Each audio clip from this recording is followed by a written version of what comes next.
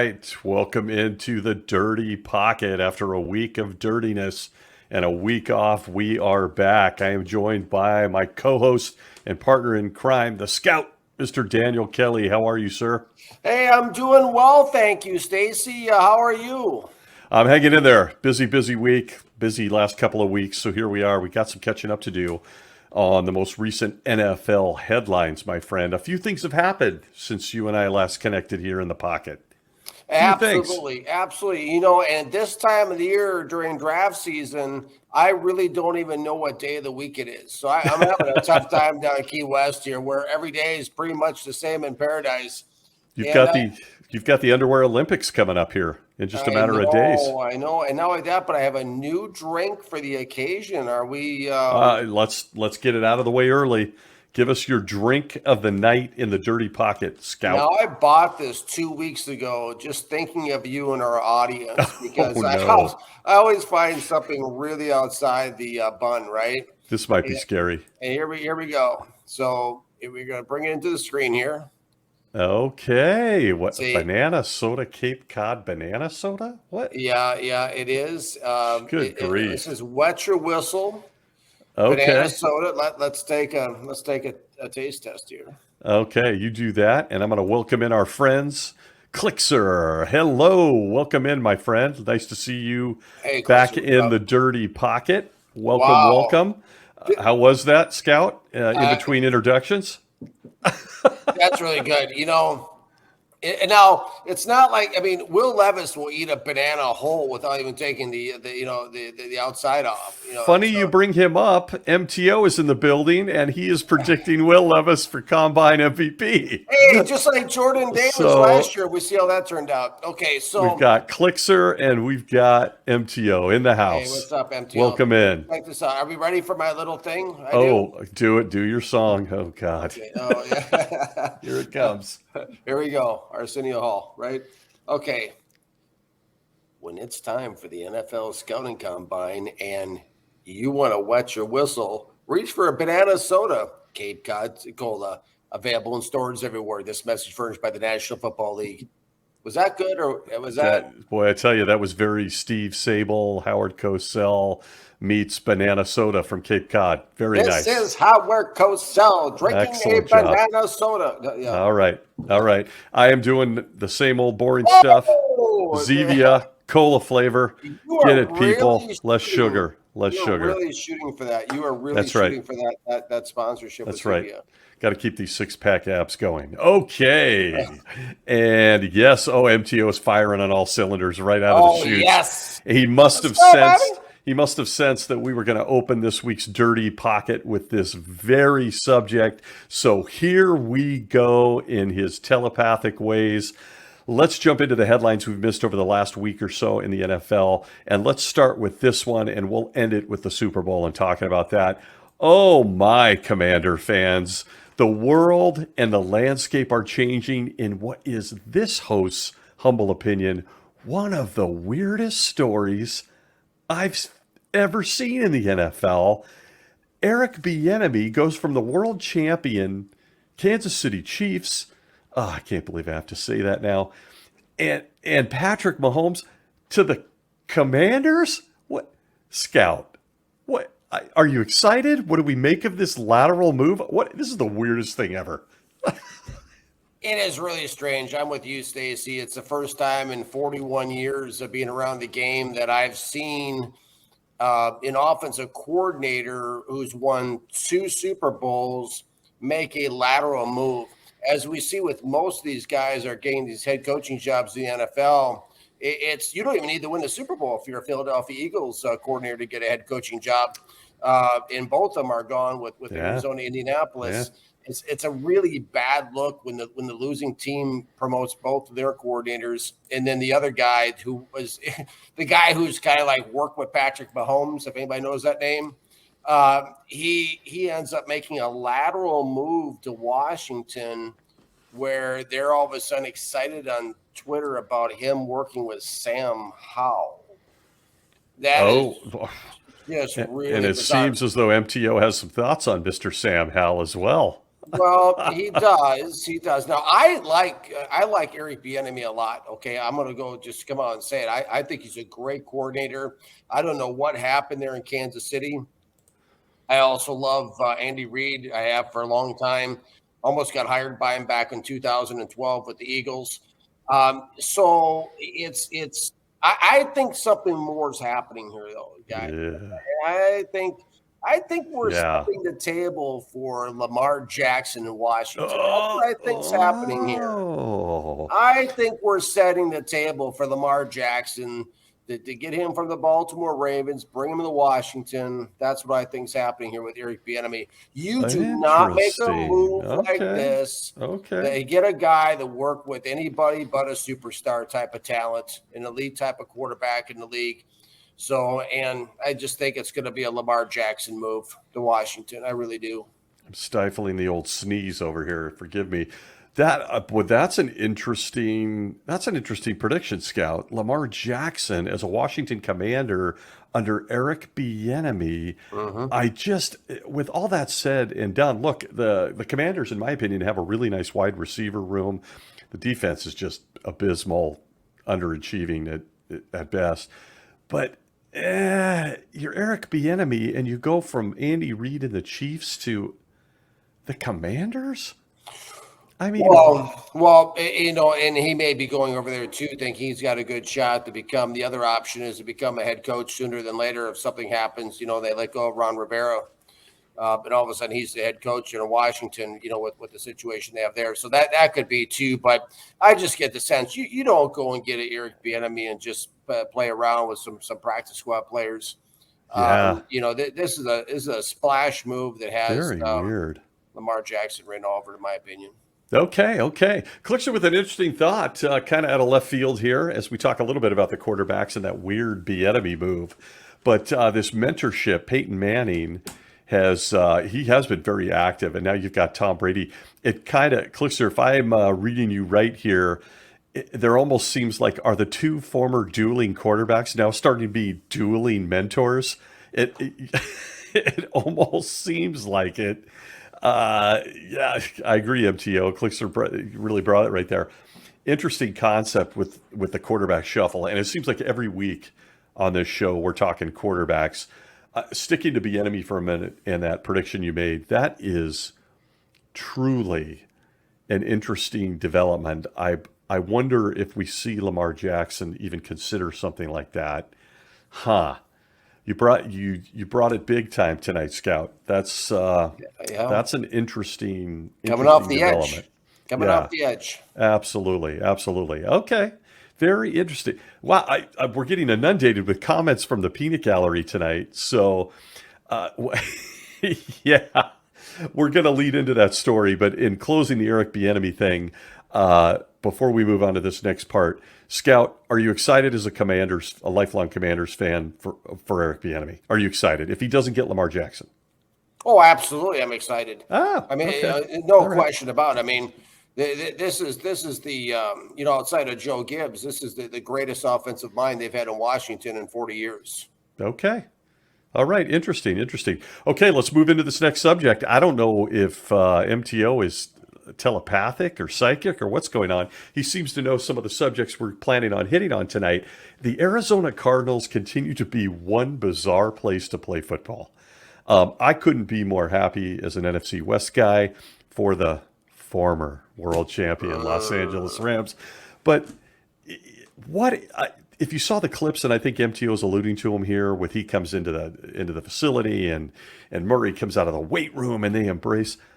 What in the world are they thinking about with these coaching changes in Arizona? What is this, Cliff Kingsbury part 2? Let's just pause for stations to identify themselves. Oh my. No, it's really a bizarre situation. I understand where Coach, Gannon's coming from. He's excited. He's getting his first, big time job. I get that. I mean, it's I understand. Okay. And he's been told in no uncertain terms that, okay, if you sign here, Kyler Murray is your guy. And so he's trying to work around that scenario. Otherwise, he wouldn't have got the job probably. So because whoever came in there, that was going to be the setup in the situation because of the money they're paying to Kyler Murray. Why they're paying that money to Kyler Murray, I'll never know in my lifetime. But they are paying that money to Kyler Murray, and those are the terms and conditions of taking that deal. So he has to play it up. I think Coach Gannon has to play it up. He has to try to get in there. I think that Kyler Murray is going to continue to rip down this organization from the walls, inside the walls down. And it's going to be a long and very painful process for the Arizona Cardinals. I'm afraid that's not going to just be for the next couple, 2-3 years when Murray's there, but probably the 5-10 years after that, even trying to recover from some of that. I just, at least 5 years. I don't know. It's a baffling situation. And I think the Cardinals are going to be in a very interesting situation on draft day because that's the spot at number 3 as a draft guy that I have targeted. That's going to be the major play on the chessboard. It's not going to be Chicago 1. Chicago's going to run the card right up to the podium with Jalen Carter. It's not going to be with number 2 with the Texans. They're going to run it right up there with Bryce Young. It's going to be at number 3. And you got about a line about 5, 6, 7 teams behind the Cardinals that are quarterback starving, who will be sitting there trying to move up to that spot. And they're going to work a deal like Miami and the 49ers did with the 3 number 1s back in 2021. And the Cardinals are going to try to set themselves up for the future to work around Kyler Murray, to try to build something, maybe build a great defense or something like that, to try to compensate for the limitations of their quarterback situation.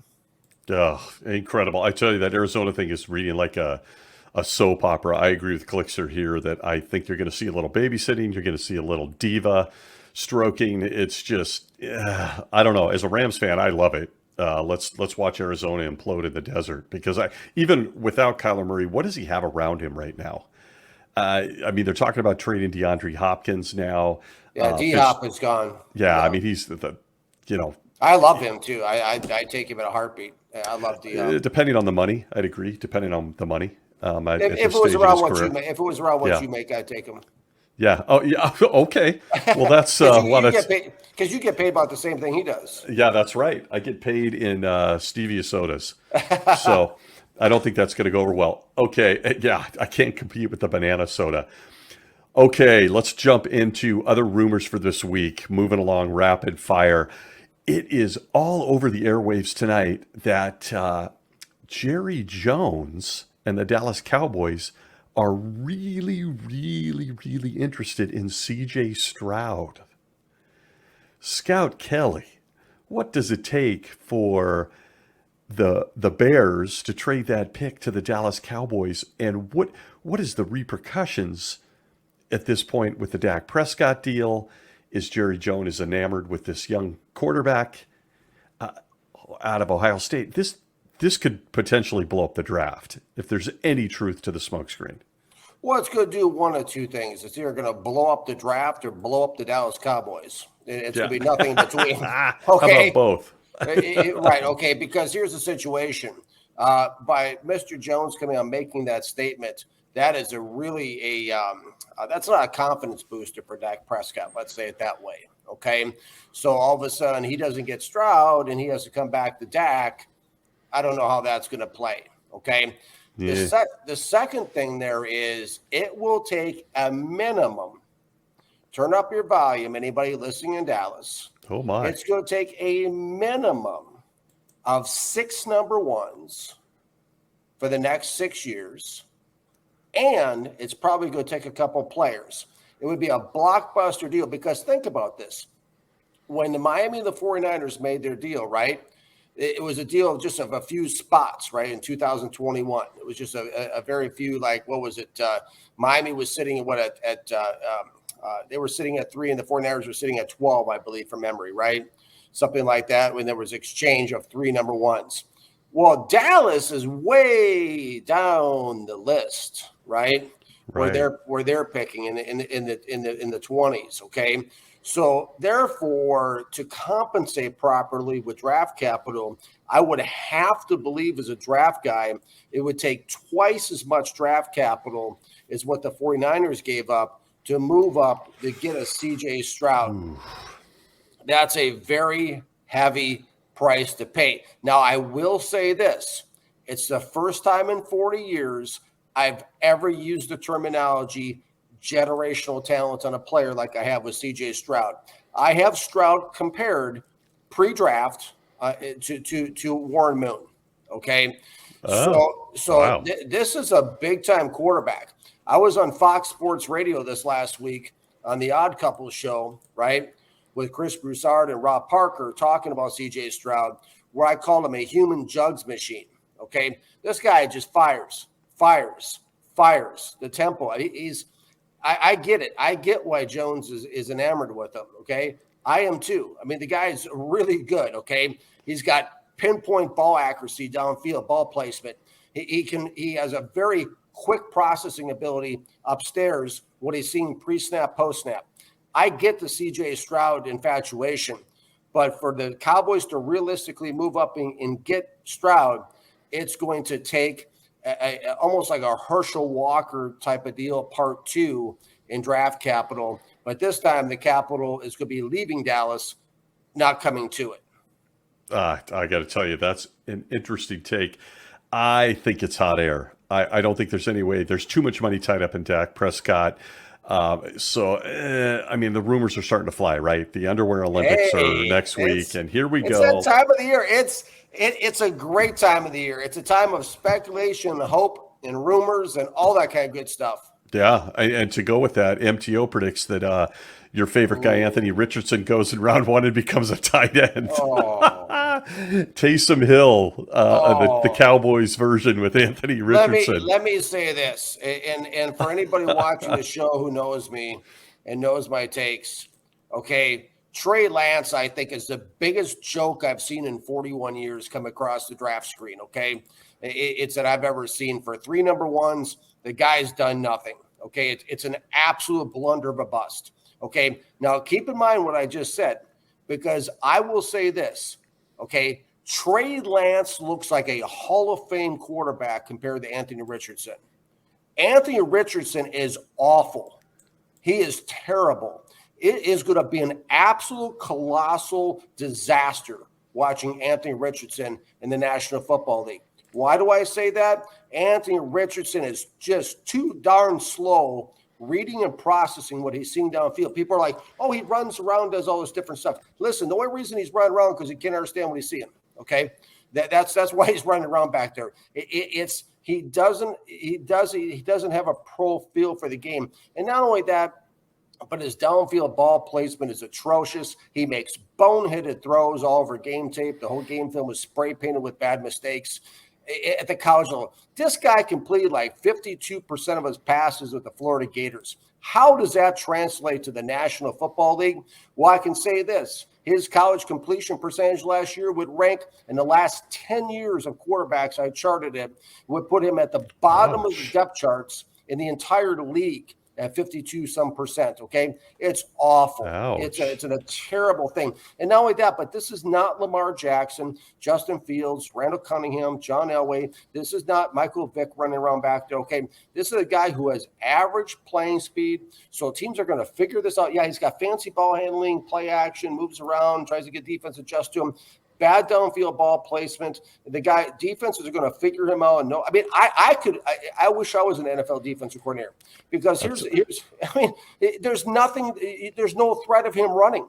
So all this play action and all this nonsense he does back there, it's not going to hold water. It's not going to hold any weight in the NFL. I mean, it's a disaster. I've seen dozens of him. Braxton Miller, Cordell Stewart. Yeah, I've seen this all before. Cordell Stewart is a great superstar compared to this guy. It is interesting to Klich's point. Yeah, I mean, it's the way they're built in Florida for the most part, unless they've got a guy like a Kyle Trask. Even then, a few years ago, he was on the move too.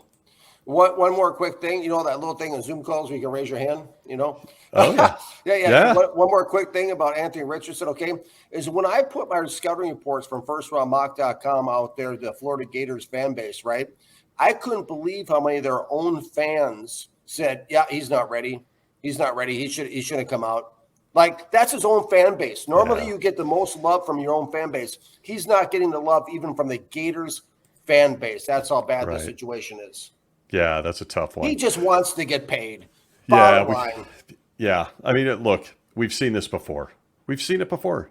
So, okay. Well, excellent. Let's move along.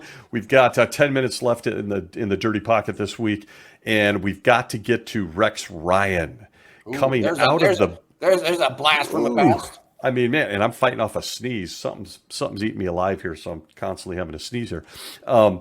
Rex Ryan. Is it the Zevia? It could be the Zevia. I could just be allergic to the Dirty Pocket tonight. I'm not sure. Rex Ryan comes out of the booth, impressive in his time when he was with the Ravens. He became a head coach. Jets, your Jets. I can't wait to see what MTO might say about Rex Ryan returning to coaching. But Denver, Sean Payton's staff.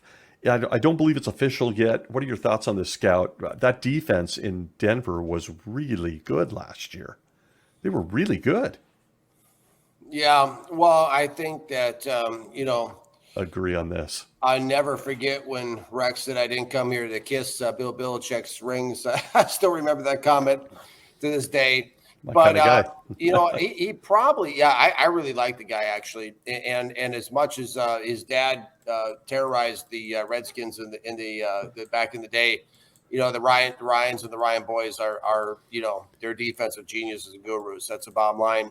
Rex Ryan, he's probably got that thing inside of him that says, I want to get back to coaching. These guys have that in them that they want to get back. And I think it'd be a great setup for the Broncos if they're able to land him. He knows more about defense, or I should say he's forgotten more about defense than most coordinators will ever know. I mean, the guy's been around the block. He grew up around Buddy Ball back with 85 Bears. I mean, it'd be a great move for the Broncos. I mean, what a great defensive mind Rex Ryan is. Fantastic. Yeah, I think it's a very interesting combination, picturing him and Sean Payton roaming the sideline together in Payton's offense, and then him just, getting that defense to stay up on par with where they were last year. Yeah, they got Nick Bonito, too, as a pass rusher, too, there, too. So it's who I love coming out of college. So, yeah, it'd be a real good situation for them. I think it'd be a great move. Can't love it enough. Well, let's shift gears to the New York Jets, as we often do, by no coincidence. Writer for SI New York Jets, Mr. Scout, and MTO. Click, sir. You got to tell us what your fan affiliation is, what team you're a lover of. The Jets always come up on this show, and now rumors are swirling that the New York Jets have made the comment to one Derek Carr that if he signs with the Jets, he'll be a first ballot Hall of Famer. This is a true story. It is hitting the airwaves tonight. Scout, Derek Carr behind that offensive line, first ballot Hall of Famer? Talk to me. Derek Carr will be lucky to make it alive of one game. Oh, no. Behind that offensive line. This is amazing to me, okay? Is the New York media seems to be wearing a blindfold right now, okay? Social media seems to be wearing a blindfold right now. Infatuation with Derek Carr, infatuation with Aaron Rodgers, infatuation with Lamar Jackson. First of all, let's look at the reality, okay? I'm not making this stuff up. You can go online, you can pull up New York Jets salary cap situation and see for yourself that the New York Jets are $3 million over the salary cap right now, okay? Mm-hmm. There's no money in the piggy bank for this kind of a move. People say, well, sure, you can restructure deals and everything, but you also have to replace those players too, okay? And here's the worst part about the whole situation, okay? And I really need New York media, including Howard Stern, to turn up the volume on this one, okay? Is the offensive line that Joe Douglas has built is absolutely in a shambles, okay? It's one of the, if not the worst situation I've seen in 41 years. Because what's happened is the New York Jets only have 8 offensive linemen under contract. You can go look this up. I'm not making it up. Under contract for 2023. And I'd venture to say that 99.9% of fans would not even recognize 3 or 4 of the names on the list. Okay. These are fringe guys. Okay. These are fringe guys, that they're backups types, Drew Samia, Chris Glasser. He's kind of, that's what we're dealing with here. Okay. Eesh. The Jets, this is what the Jets have at offensive tackle right now. Now get ready for this. Stacy's cringing already. Okay. Eesh. Mekhi Becton at offensive tackle hasn't played in 2 years. Has been dealing with nothing but injuries and being overweight and having those type of issues, which he's been battling since he was at Louisville. Okay. Next to no chance he comes back. Okay. That's reality with Becton. Number 2 is Dwayne Brown, who's pushing 40 years old at left tackle, okay, dealing with shoulder injuries. Yeah, he got through the season last year, but he's got no tread hardly left on the tires at all, okay? And the third guy they got is Max Mitchell, who has really, sadly, severe medical issues with blood clots, okay? That's it. That's all they have at offensive tackle. There's no way on a green football field, okay, that Derek Carr, okay, is going to sign up to play behind that type of offensive line. You wouldn't even be able to say one Mississippi before your face was planted in the ground, okay, against the pass rushers coming off the edge. That would be unpleasant. Then they have an underachieving Laken Tomlinson at left guard who had a bad season. They have no centers under contract. Connor McGovern's probably gone at $9 million a year. They can't afford it. They have no centers, 0 centers on the New York Jets roster right now, okay? And Elijah Vera Tucker, their right guard, is their best offensive lineman, but he's also coming off injury, and nobody knows how he's going to respond to live contact so far coming back. So you got just like it's like a walking wounded cast of names nobody's heard of before. Nobody in their right mind. They're going to have a hard time securing any quarterback who wants to play behind that line who's in the NFL, let alone those high. I mean, can you see a 40-year-old statue like Aaron Rodgers playing behind the guys I just talked about? There's no way. No. These guys, a first ballot Hall of Famer, that is nothing but PR nonsense. Let's dial it back. Let's look at the depth chart to the New York Jets. Let's look at the salary cap, and let's put Joe Douglas up at the press conference, and let's ask him the tough questions he needs to be asked about this. Because you know what? He's only drafted, and I've been banging on my keyboard at SI Jets about this, he's only drafted 4 offensive linemen in 3 drafts, and that's what happens. He has set this thing up to fail. Guaranteed. That's brutal. You can't succeed under those situations. You can't succeed. Joe Douglas is clueless when it comes to building an offensive line. They have no chance of signing Derek Carr, no chance of signing Aaron Rodgers, no chance of signing any type of veteran quarterback that anybody would know the name of. At best, they might sign a Taylor Heineke. At best. Ooh, my. Well, there you go. Both gentlemen, MTO and Clixer, signing in here. Clixer, thanks for letting us know. Tom Brady fan, a little bit on the Bucs side. Good to know moving forward. Certainly, times have changed for you, haven't they, with Mr. Brady now doing underwear selfies. The GOAT has left the building. But this point about the New York Jet offensive line, you've been hitting for weeks. It's ugly. For over a year. Aaron Rodgers is sitting in a blackout shack wondering what to do next. I think he may end up with the Raiders, maybe the Saints. We'll see. I'm really skeptical of this. Anytime someone says Derek Carr is a first ballot Hall of Famer playing on the Jets, somebody get some smelling salts out. Okay, here we go, folks. For our last 2 minutes here in the Dirty Pocket this week, we've got to discuss the Super Bowl ever so briefly. Are we looking at a dynasty scout with the Kansas City Chiefs? Is this what we can expect to be dominating the NFL moving forward? Bieniemy goes on to Washington, but Andy Reid stays. What happens with the Chiefs now? The Chiefs won't miss a beat. That's the reality, probably. I mean, Mahomes is Mahomes. He had a really good Super Bowl. They got a lot of talent. They're going to even gain more talent here in the offseason coming up in the draft and stuff. There's some really good receivers that could fall to them at the end of the draft, the first round too. I don't know if it's a dynasty. I wouldn't go quite that far saying Kansas City is a dynasty at this point. Because I think there's going to be some hardcore competition that they're going to face next year, but they're going to be plenty good for a while here. Okay. Wow, there you have it. I got to ask you. I mean, I thought it was a good game. We haven't talked much about the Super Bowl since it happened. Right. It was a good game. I didn't think it was one of the all-time greats. It was definitely entertaining. I thought Jalen Hurts was absolutely amazing. Oh God, the comments. I wish we had more time. I absolutely agree, Clixer. I don't think it's a dynasty yet Yeah. either. You got to win There a you go, third Clixton. ring. Yeah, yeah. Absolutely agree. And Yep. also I going to agree. agree with MTO. I'm sorry, folks. That Rihanna halftime show was one of the worst I've ever seen. That's all I'm going to say. A woman walking around barely, I think she was lip syncing. It was just not for me. We'll leave it at that. But the Kansas City Chiefs, I agree. Bieniemy moves on. I don't think they're going to miss a beat. I really have to wonder if the Chiefs ever get serious about drafting defense. Chris Jones is good, but when I hear them mentioning him in the vein of Aaron Donald, I just kind of giggle like, okay, he's very, very good. But they're not that great on defense, as we saw in the Super Bowl. Boy, the Chiefs look like a team to beat in the AFC, though, moving forward. They do. They just, Patrick Mahomes is just, the second half was just Patrick Mahomes being Patrick Mahomes. The old saying is, if you have a quarterback, you have a chance, and there you go. Yeah. Yeah, it was really something, wasn't it?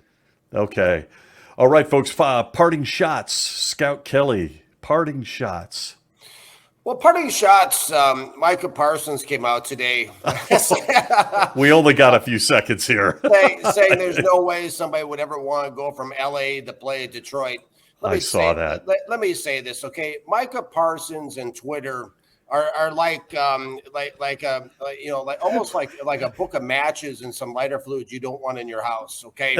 You and him could be Twitter best friends. I mean, you're both like wildly popular on Twitter. I've said it now since before he came out of Penn State that Micah Parsons' mouth can and will run him out of the league at some point. And I tell you what, on that Twitter thing, he just toys with it. He is just like, it's like someone rubbing two sticks together. At some point, he is going to have that wild, that trigger temper he has is going to be set off. The same thing we saw when he punched that guy in the face at Penn State. The same thing we saw when he pulled the fire alarm. I think it was in high school or whatever. You know, that same impulsive thing he's got in him. He's going to say the wrong thing, and it's going to be game over. It's going to be something he's going to come out and say, and it's going to go viral, and it's going to be nothing he can do about it. It's just a matter of time. I think Jerry Jones should be more concerned about what Micah Parsons is saying than even what C.J. Stroud is doing at this point.